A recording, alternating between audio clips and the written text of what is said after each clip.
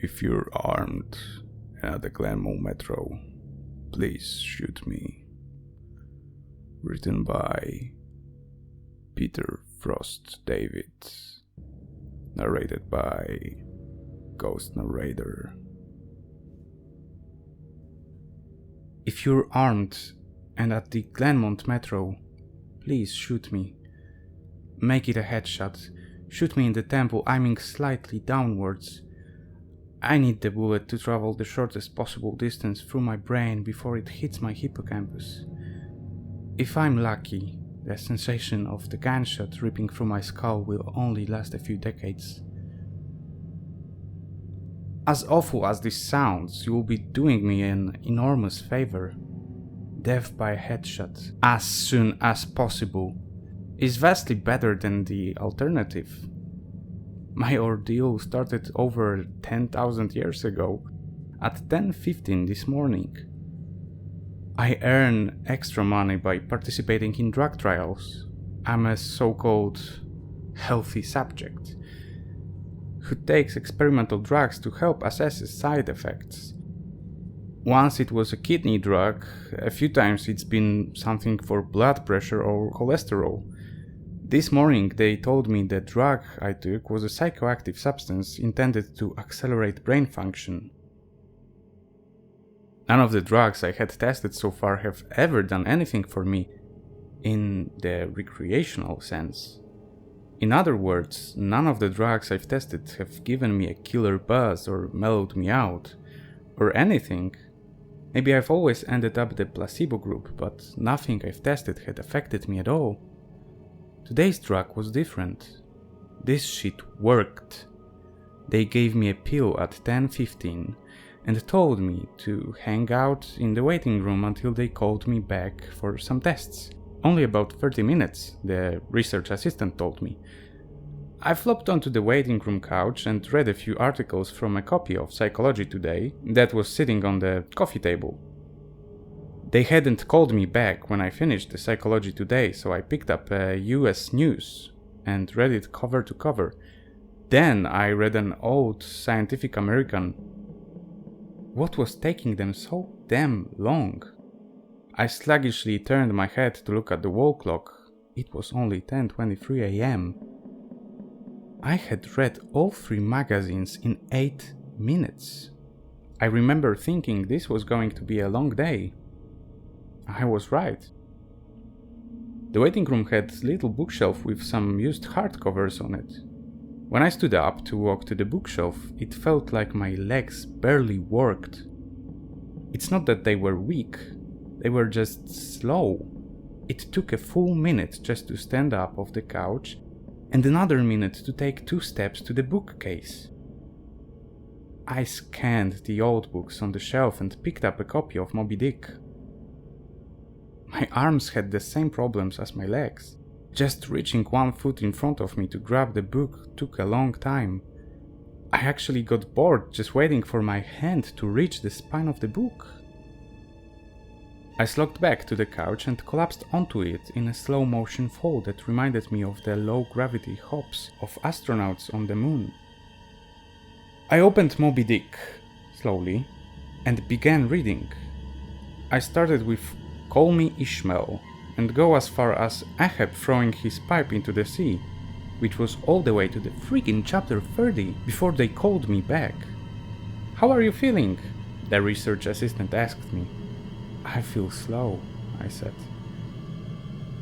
"Actually, it's the other way around. Everything seems slow because you're so fast. But my legs, my arms, they're moving slow motion. Your body seems like it's moving slowly because your brain is fast. Your brain is running 10 or 20 times faster than normal. You are thinking and perceiving reality at an accelerated pace, but your body is still constrained by the laws of biomechanics. Frankly, you're moving much faster than a normal person." She pantomimed a jogging motion. "But your brain is running so much faster right now that even your fast walk seems very slow to you." I thought about my slow motion flop onto the waiting room couch. Even if my muscles had slowed down, my body would still react to gravity the same way. But in the waiting room, I even fell in slow motion. Slow muscles couldn't explain why gravity seemed weaker. My brain was going at warp 10. That's how I managed to read 3 magazines at the first 30 chapters of Moby Dick in 15 minutes. They ran a series of tests on me. The physical tests were fun. They made me juggle 3 balls, then 4, then 6. I had no problem keeping 6 balls in the air because they seemed to be moving so slowly. It was boring, frankly, waiting for each ball to move through its arc so I could catch it with my slow motion hands and toss it back into the air. They threw Cheerios in the air and I caught them with chopsticks. They dropped a handful of coins and I counted the total value before they hit the ground. The cognitive tests were less fun, but very illuminating. Finish a 50-word word search, 3 seconds, solve an intricate maze drawn onto a poster-sized paper, 2 seconds, view a slideshow projected at 10 images per second and answer detailed questions about what I saw, 95% correct. They told me I measured over 250 on the Knopf scale. Apparently, that's deep into the superhuman range of thinking speeds. Then they sent me home. It'll wear off in a few hours, they said, which will seem like days to you. Try to use the residual effect to get some work done. Catch up on work emails while you're still on high-speed mode. The ride home was horrible. It was only 3 metro stops, and in real-world time, it only took about 35 minutes. But in my drug-accelerated hyper time, it felt like days. Days!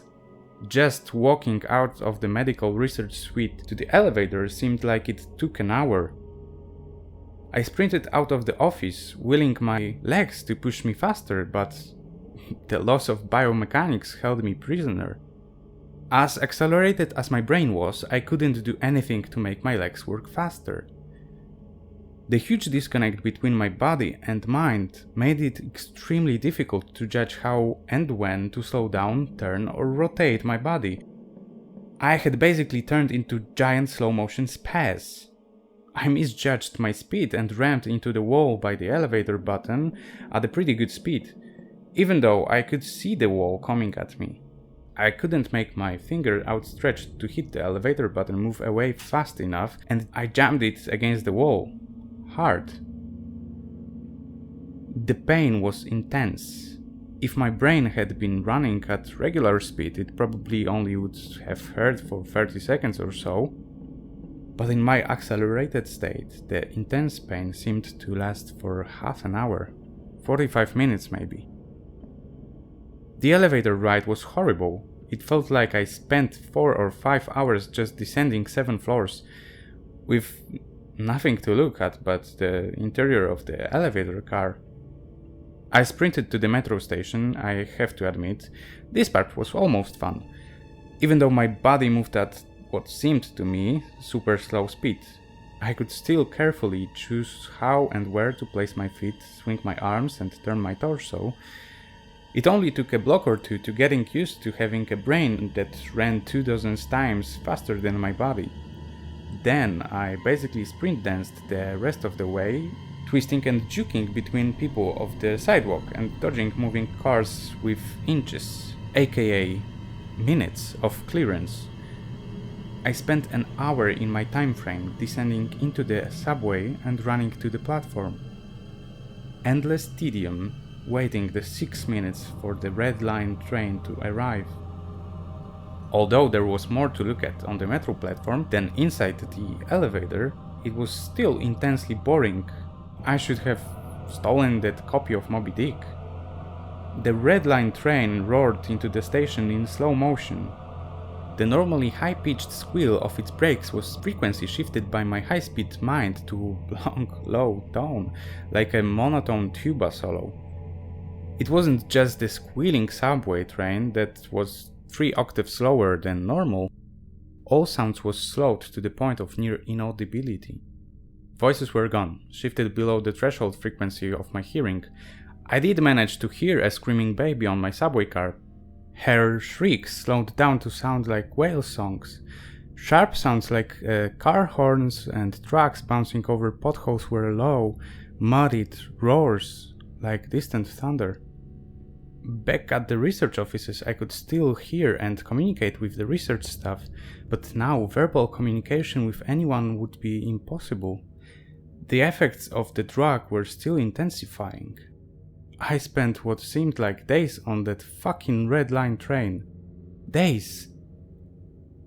Listening to the whale song of the screaming baby and the tuba solo of the brakes. Where ordinary voices were frequency shifted out of my audio range, smells didn't seem to be affected.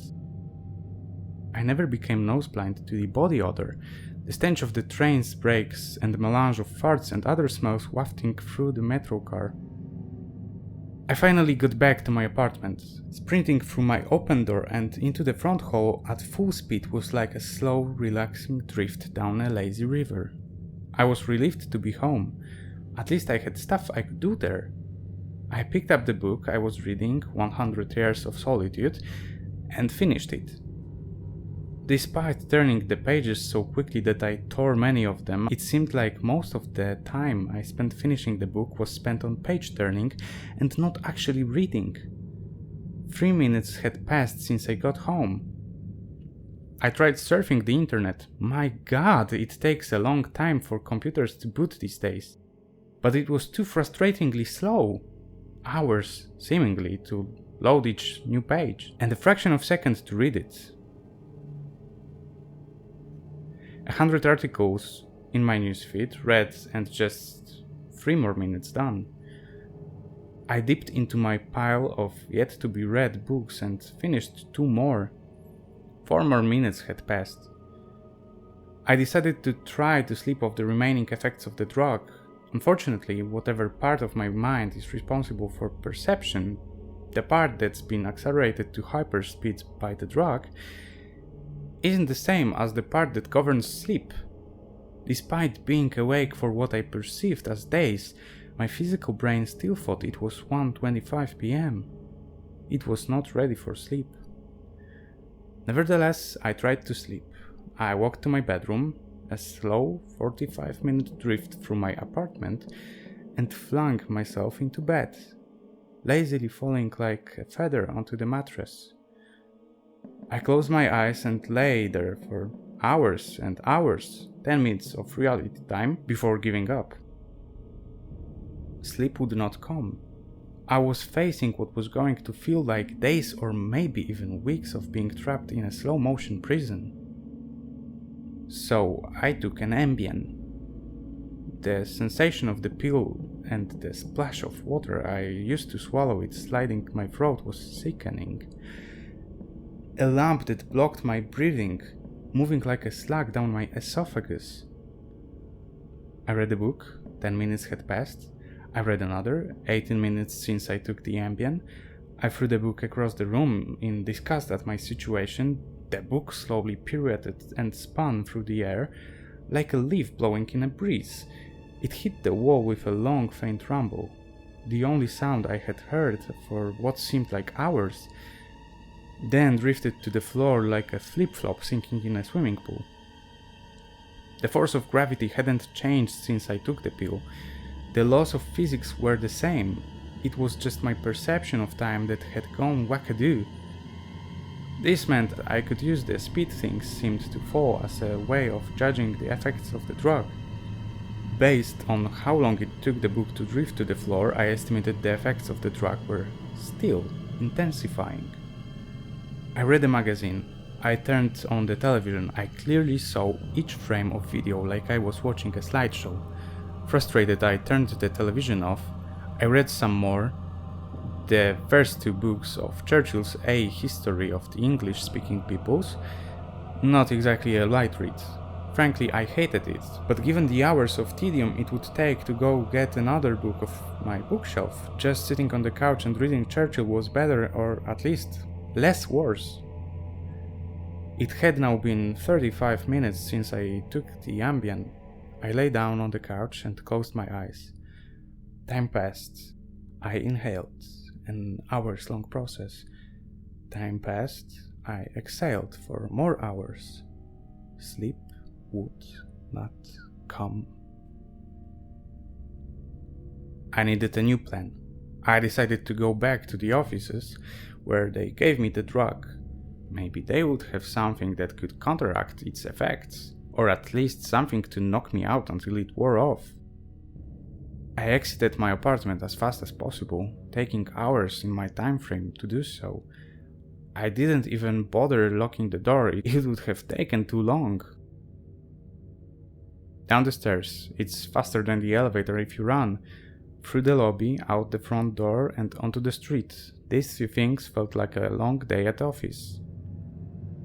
Sprinting down the street, dancing and weaving between pedestrians with what must have looked to them superhuman dexterity.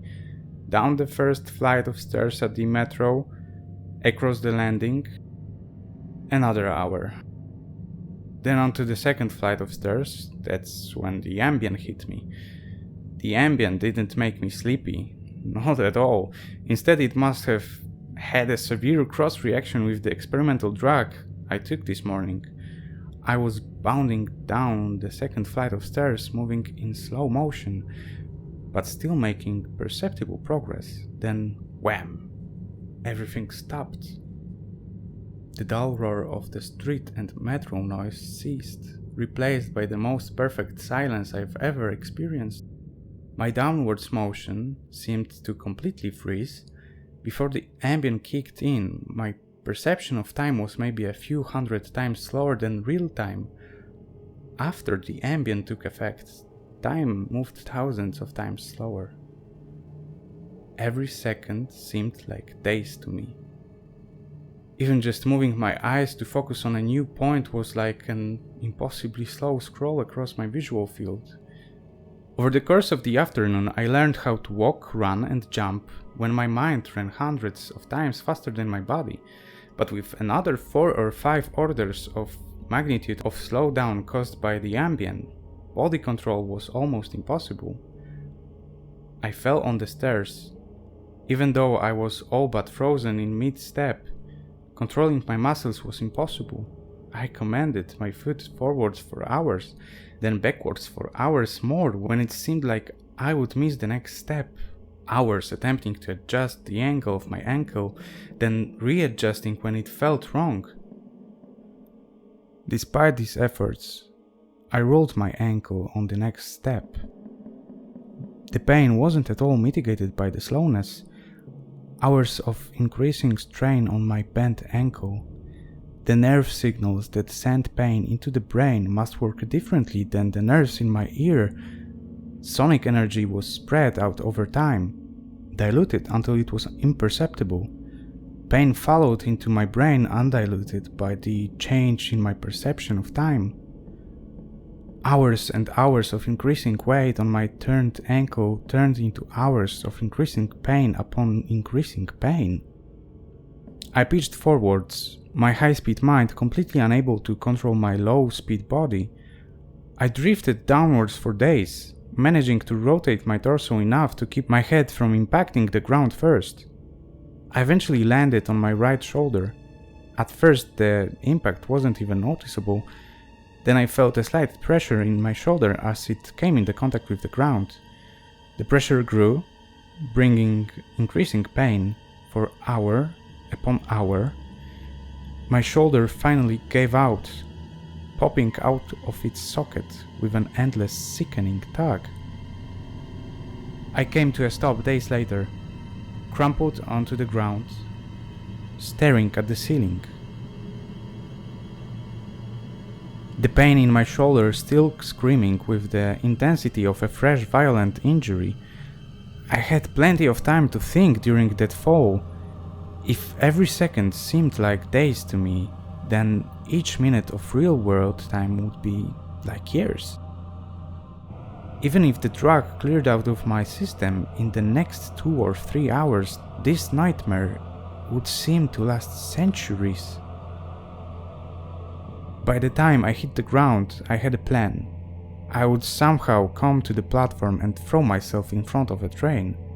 I twisted onto my hands and knees, days of my dislocated shoulder crying for relief. I misjudged my rotation and rolled onto my back. I tried again, collapsing onto my face as I tried to figure out how to control a body that moved slower than grass grew. Weeks of effort were finally rewarded with success. I stabilized on my hands and knees. If just getting on all fours was this difficult, I figured that walking or running was completely out of the question. So I crawled. I crawled through the metro tunnel. The dumb looks on the faces in the crowd lingered on me for weeks. I crawled under the turnstile and onto the escalator. The escalator spilled the rush hour crowd onto the platform at the same speed a glacier spills ice into the sea. I looked out over the crowded platform during my interminable downward ride. The train status sign said the next train wouldn't arrive for 20 minutes. 20 minutes was like a year to me. I'd have to spend a year on the metro platform waiting to die. I crawled off the escalator, and during days of stupid expressions on the commuters' faces, I crawled a few feet to a concrete bench and curled up next to it, trying to find a position to lessen the pain in my shoulder. Then my problem with time got worse. Impossibly worse. The massive slowdown on the stairs was just the beginning of the interaction between the experimental drug and the Ambien. It fully hit me while I was curled up by the bench. I blinked. Years of darkness followed. Sound was already gone, and with my blink, sight was gone as well. All that existed was the pain from my fall. My hyper-accelerated mind wasted no time compensating for the lack of sensory input. Voices spoke to me. They sang to me in languages that never existed. Patterns and faces and colors came and went in my mind's eye. I recalled my whole life and imagined living another. I forgot English. I settled into a profound despair. I spoke to God. I became God. I imagined a new universe and brought it to life with my thoughts. Then I did it all again. And again. My eyes opened with geologic slowness. A faint glow. Weeks. A slit of light. Weeks. A narrow view of the metro platform. Ankles of the commuters near me and an advertisement on the opposite wall. I extracted my phone from my pocket. A project that spanned decades. How can I even explain the boredom? The pain in my shoulder is nothing compared to the boredom. Every thought I can think I have thought hundreds of times already. The view of ankles and advertisements never changes. Never. The boredom is so intense. It's tangible, like a solid object of metal and stone wedged into my skull. Inescapable. What are my options? If I crawl and fall onto the tracks without an oncoming train to crush me, I won't die. I'll experience even more pain from the 4-foot fall, but I'll most likely be rescued by some do-gooder on the platform and unable to act when the train finally does arrive. My suffering in that scenario will be endless. So I wait for the train, so I can throw myself under it. When it finally hits me, I will experience the pain of being ripped to pieces for centuries until finally the light of life leaves my brain and my experience ends. I've lived hundreds of lifespans at the foot of this bench. I am far older in spirit than any human who has ever lived. Most of my life experience has been a snapshot of pain huddled on the floor of a subway platform, with an unchanging view of ankles and advertisements. This post is my plan B, my Hail Mary, my long shot. I've spent lifetimes typing and posting this message in the hope that someone will read it and become convinced that my suffering must end. Someone on this platform right now, Someone who will find the man curled under the bench, the man who crawled down the escalator, and kill him as swiftly as possible. A bullet to the temple. If you are armed and at the Glenmont Metro, please shoot me.